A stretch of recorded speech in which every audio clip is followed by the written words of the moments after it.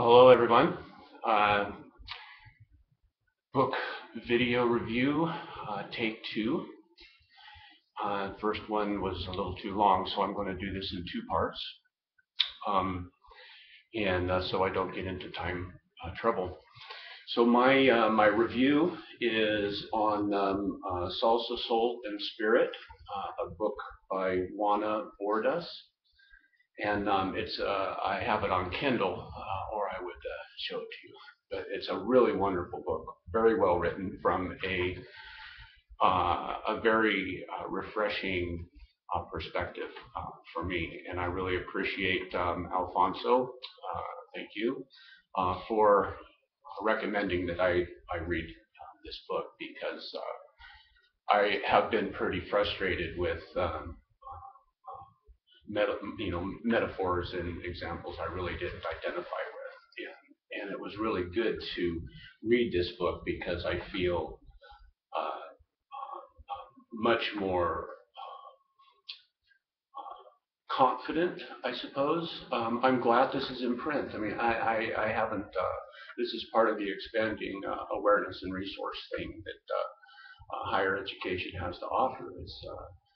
I didn't know about this, and so I'm very, very grateful to be introduced to this work and also to do my review on it because I think it's incredibly important, and I think that as so much of the literature that we're coming into contact with, it's such great stuff. So much of it is really wonderful stuff, and we all just require reading. If somewhere in the 2 years, that if you have a chance to fit something in, along with Moon Dance and others, this one, Salsa, Soul, and Spirit, Juana Bordas is, I think, a very important leadership book. I'd actually like to see it required in the reading. But that's just me because it gives perspective to something that has been left out of the discussion forever. What I really liked about the book was the way it was laid out, as well as the content. But the way the book unfolds, it's really good. It sets up a history, kind of sets a stage on both sides. Pre-Columbian versus post-Columbian, and in European exodus into the New World, and kind of what mentality came with those people. And so that's kind of the foundation where I'm going to start. And then it goes into the idea of a we society, a collective unity kind of society, and then it's builds very well.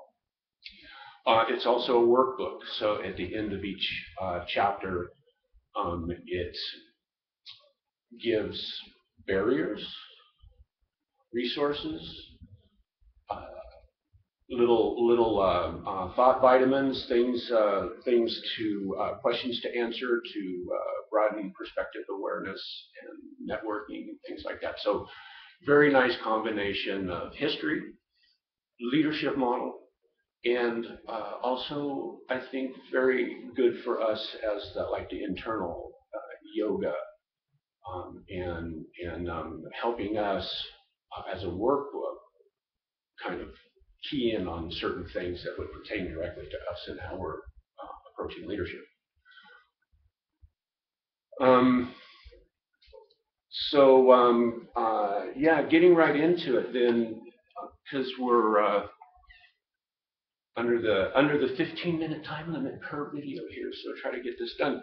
And this is really a lot, and I'm almost glad the dress rehearsal that I had before, in kind of gathering my thoughts on this. So, pre-Columbus, um, um, there was a lot of struggle and strife, of course, between the indigenous people, but overall, the way they, as individual communities, related to themselves and related to nature and the natural world, uh, it was very much in reciprocity, very much in partnership, more of a stewardship approach with the greater environment. And many of these cultures had a shared leadership type of governance. And I'm putting the sheep wool thing together, and I'm going to be coming in contact with the Hopi and Navajo weavers down in Arizona. And uh, in their style, the leaders really don't tell anybody what to do. A good Hopi knows how to be a good human, knows how to live in community, and knows how to live in reciprocity with nature. The leaders are the ones that are seen in the community that have capabilities and talent skills to handle some current crises or some current dilemma or whatever that's happening socially in their community. A drought, a fire, um, uh, you know, the animals haven't been migrating through. Who's the best hunter? Who has the wisdom? It depends on the context, and different people rise to leadership roles when the situation calls for it. And another attribute of that is many times they don't volunteer to be leaders. They are recognized and said, hey, we've been talking about it, and we see this problem that our community is facing, and you're the man or woman that we see has the insight to deal with this and help us with this. So do you mind kind of helping out with that? And then they find themselves in a leadership role.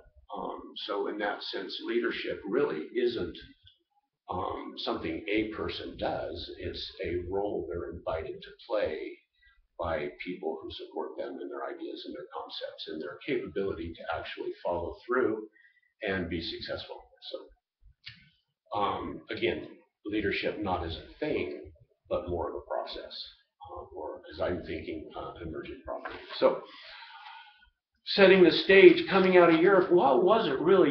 Here we have these cultures that are in basically living in balance and reciprocity.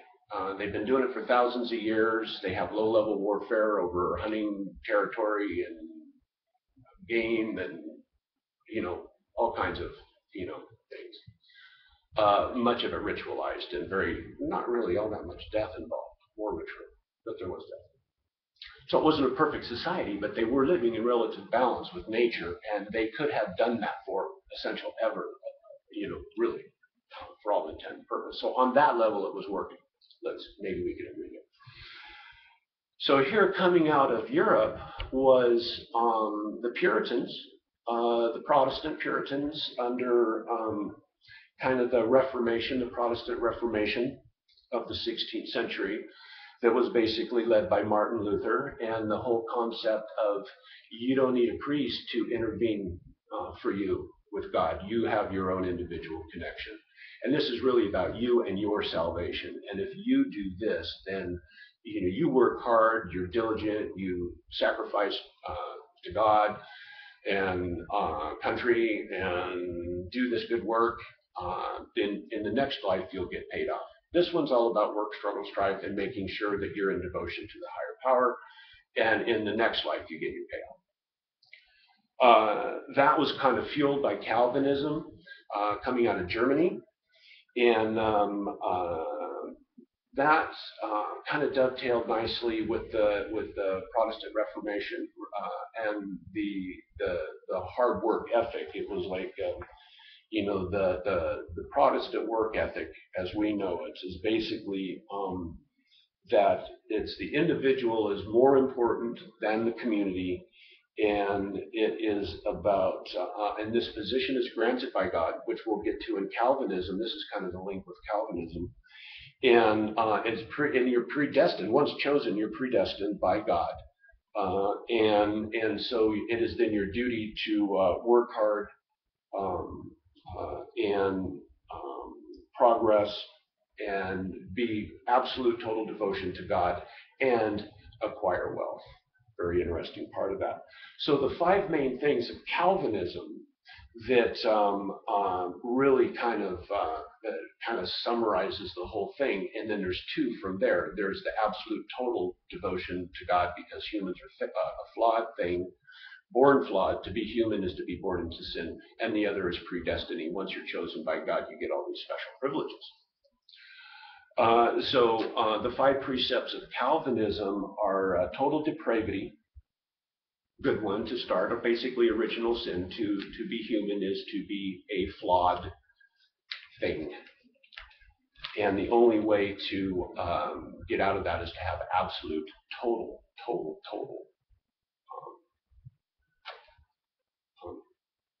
depravity and dependence on God.